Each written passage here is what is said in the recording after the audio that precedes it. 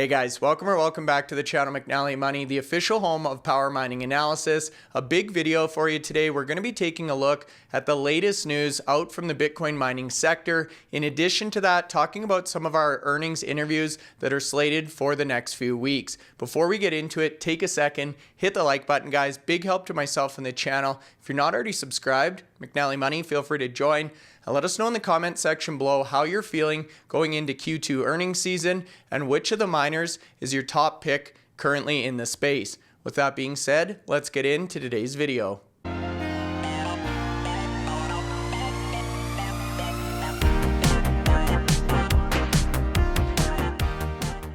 Okie doke, away we go, guys. A quick update on the Bitcoin price and miners. Then we're going to get into some news today, Anthony, talking about 5 of the companies we cover on a regular basis on the channel here. We're going into earnings season, starting to schedule a lot of these Q2 interviews, having some of the CEOs, the C-suite on the channel. We're going to talk about a little bit of that and our overall outlook as we approach this pivotal quarter. So before we get into all of that, Bitcoin price, I feel like a broken record, still in that range. We're seeing some nice kind of consolidation or base building in this 117, 118, 119 range. But today, 118,500 at the time this was taken.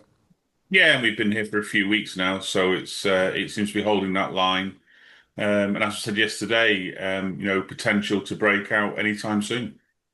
Yeah, I feel in my stomach here, Anthony, something's building up, either with the price of Bitcoin, one of these HPC deals, one of these catalysts, I feel is very close to the surface. Speaking of catalysts, if we look at the Bitcoin miners themselves, again, a bit of a mixed bag, but I would say leaning more heavily towards red today.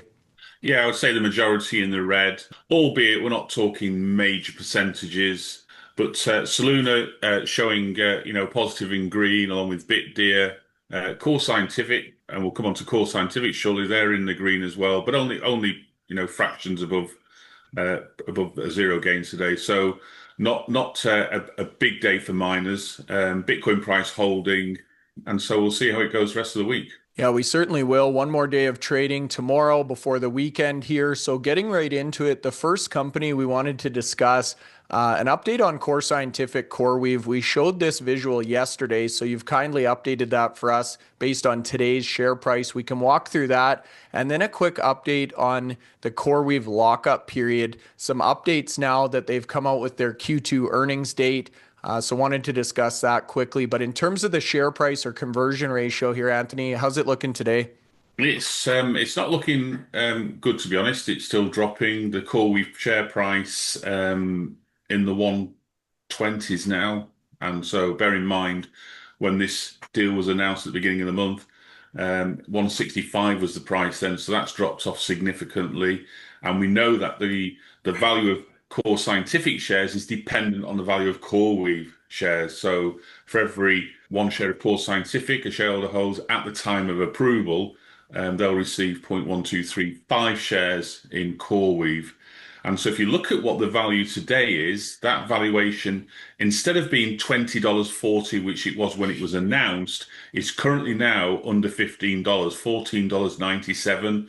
The indicative value of the deal, which was $9 billion. That was quite clear at the start. This is a $9 billion deal, which sounds a great position. I mean, Core Scientific's market cap at the time was just over 4 billion. So, potentially getting for a nearly 100% premium.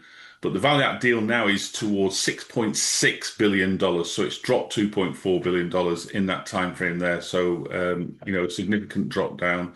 We'll come on to explain more about what might happen before the announcement of shareholders, whether they approve it or not. Yeah, we certainly will. So a few weeks back, we reported quite extensively on this proposed acquisition between Core Scientific and CoreWeave, basically discussing the fact that a large percentage, 83% of shares in CoreWeave were held by insiders pre-IPO or when this was a private company. Now, we had reported the lockup period 180 days post-IPO. or when this company came to market. And we're expecting that in late September, around the 22nd, 24th type of range. Now, our good friend Eric Jackson put out a tweet today talking about CoreWeave earnings. So they've just come out with their Q2 earnings date, which happens to be August 12th. Now, upon looking into this, part of that disclosure document essentially says the sooner of either 180 days or essentially 6 months or 2 days post Q2. So if you actually look at this a little bit deeper, 2 days from that would bring us to August 15th is actually when the lockup period will end and we could see some selling. So in light of that, Anthony, it makes a lot more sense. We're seeing that volatility or potentially the sell-off in these CoreWeave shares a little bit sooner than anticipated.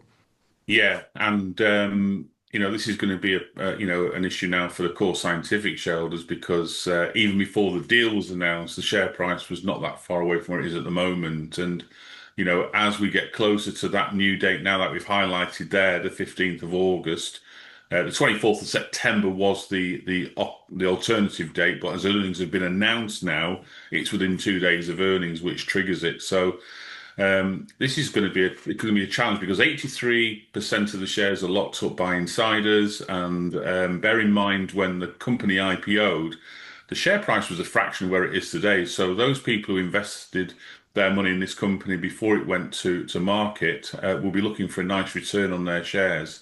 And whether they have the belief that in the next few years CoreWeave will still manage to rise and they want to hold on to the shares, or do they want to take an immediate profit, probably somewhere in the region of 200%, the chances are many of them might decide to sell.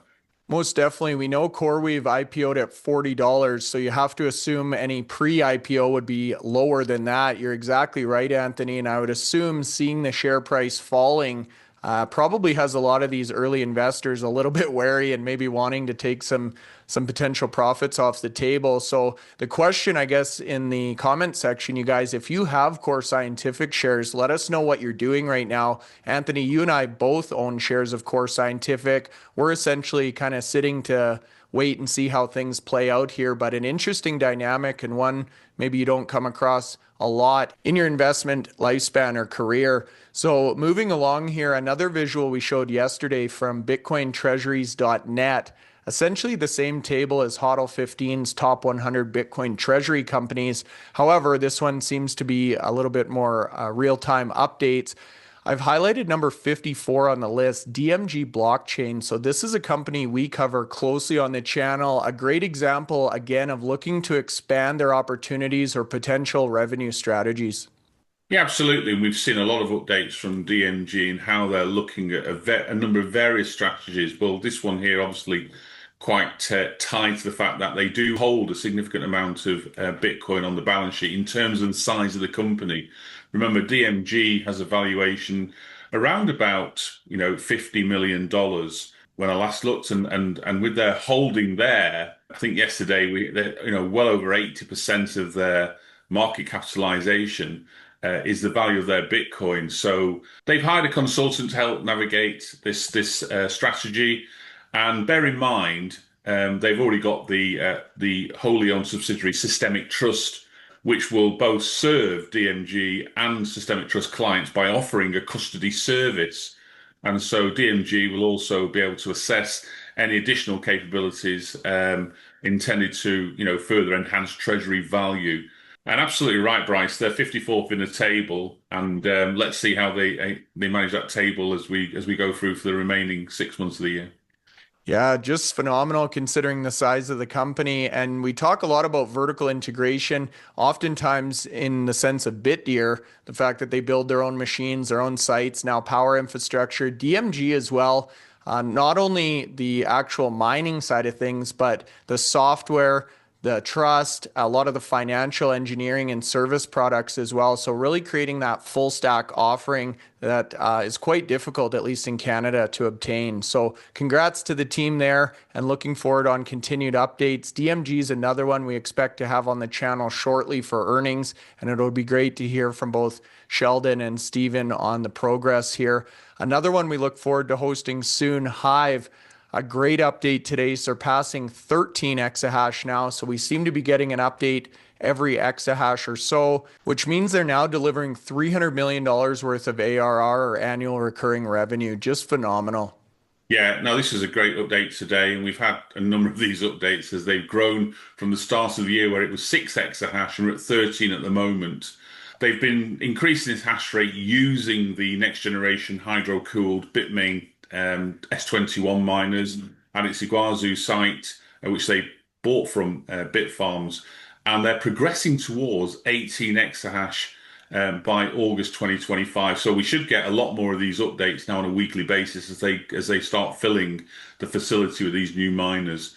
Now with that 18 exahash, that should take their annualized revenue to 400 million, but they're not stopping there. And bear in mind that 18 exahash is all fully funded at the moment. They have got a longer term growth target of 25 exahash, which they expect to achieve by Thanksgiving, and that will take them to about 550 million of annualized revenue. So when you consider where the value of the company is at the moment, and I look at the live valuation, their market cap, $466 million, and we're talking about annualized revenue of $550 million.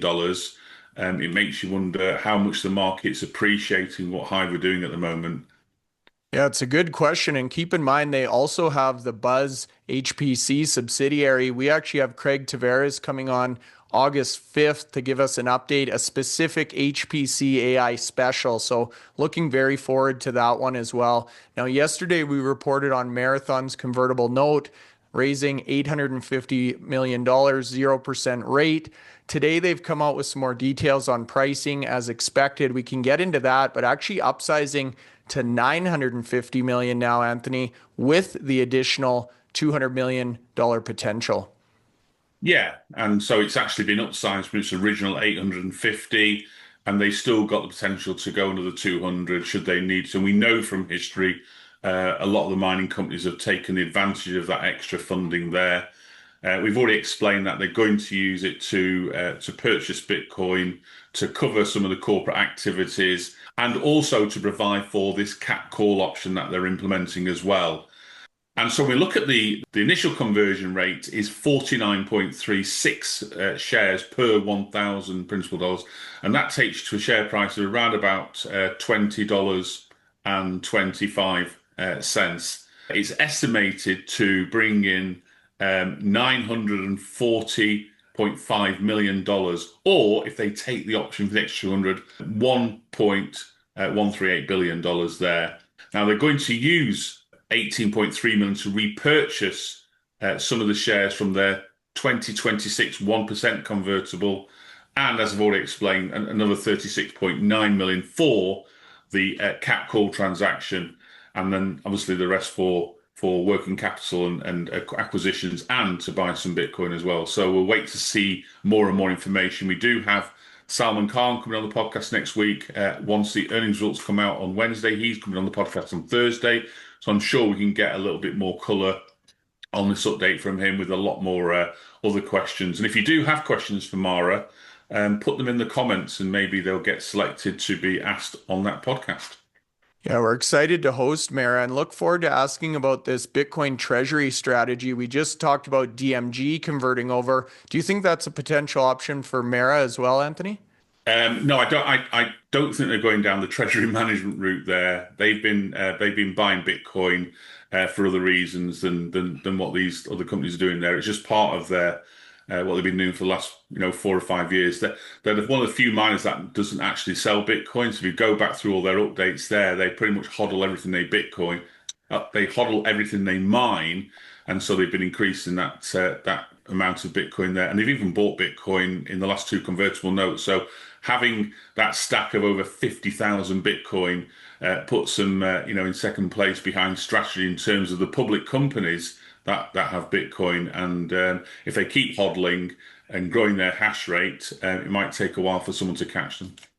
Yeah, we'll see how long they can hold out. A lot of these companies making aggressive purchases on the Bitcoin market right now. So speaking of interviews, you just mentioned we have Salman Khan on July 30th. On the 4th of August, so Monday, we're going to be hosting Jason Les for their Q2 earnings as well. Like we said in the intro, getting into earnings season here. So looking very forward to having a number of these CEOs join us on the channel. In terms of news out of Riot today, continued selling on Bitfarms. So this will be interesting. Start talking to Jason about CapEx strategy, obviously HPC opportunities and conversations at Corsicana. But realistically, we continue to see and expect to see more of these type of updates. And we got an update today to say they've been selling more of the Bitfarms investment there. They're now down to holding about 46 million shares, which is about half of what they started with. They had over 90 million at the start of it, so they got rid of 50% in very short space of time. We heard obviously rumors that they were going to start selling while we were at in Las Vegas, and that was only a few weeks ago. So they've managed to get rid of a lot of shares in a short space of time. Obviously, that's held back the Bitfarm share price effectively because, when you're trying to get rid of, nearly 50 million shares in a company, the market's going to realize very quickly the sales orders going through. However, they've still got that 46 million left, and that gives them about 8.3% of the company. And we know that the Bitfarm share price in the last few days has been starting to rally, and maybe potentially we might, there's updates coming out on a number of miners in HPC world. Maybe Bitfarms also looking to release something like that. So share price has been doing quite well recently, but right taking advantage of that there. Yeah, nice to see at least they're getting a little bit more for those shares, and nice to see Bitfarms above that $1 NASDAQ listing threshold. Looks like 10 days sustained above the $1 period or trading days will get them out of that situation. Now, another update we wanted to give, I had said earlier in the week, the US government was working on a digital asset report.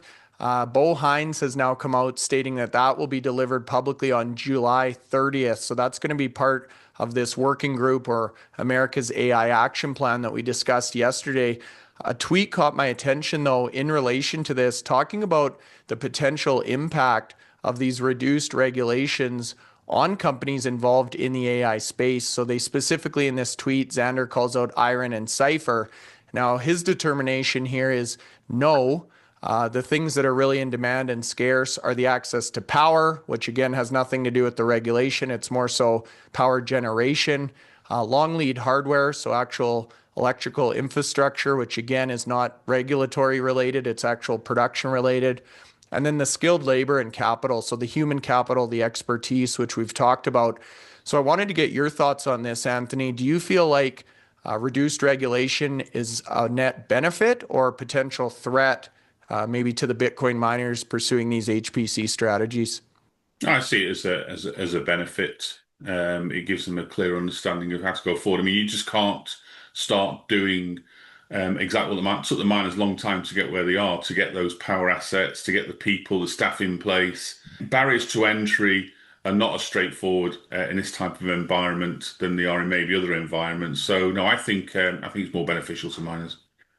Yeah, I would tend to agree there. And as we say, this kind of stuff takes a lot of expertise. We actually did a special yesterday with Luxor Technology talking about the energy markets, the amount of insight that was gained during that conversation, and the amount of complexity that there is with these energy strategies. It's not as simple as plugging in a machine. And as we heard yesterday, the days of vanilla warehouse mining are over. You need an integrated power strategy. So it'll be interesting to see that play out. Now, the other thing that was interesting about this tweet, specifically talking about IREN and Cipher, we referred to an earlier tweet in the podcast from Eric Jackson talking about the CoreWeave earnings date. If you are keen-eyed, you'd notice he also calls out IREN and Cipher, talking about them being a potential better version of CoreWeave.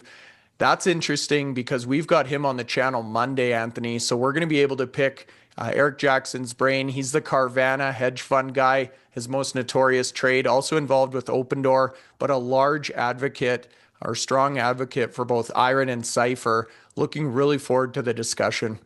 Yeah, no, it's going to be great to get him on the channel. He's been doing a lot of social media posts in the last few months highlighting why he's selecting IREN and Cipher. And he mentioned Open Door when it was literally a fraction of where it is today. So he's had a lot of wins. I checked his profile earlier and he's done really well. He was in Coinbase, I think $38 and Uber around the same amount there, and seen those companies go up significantly.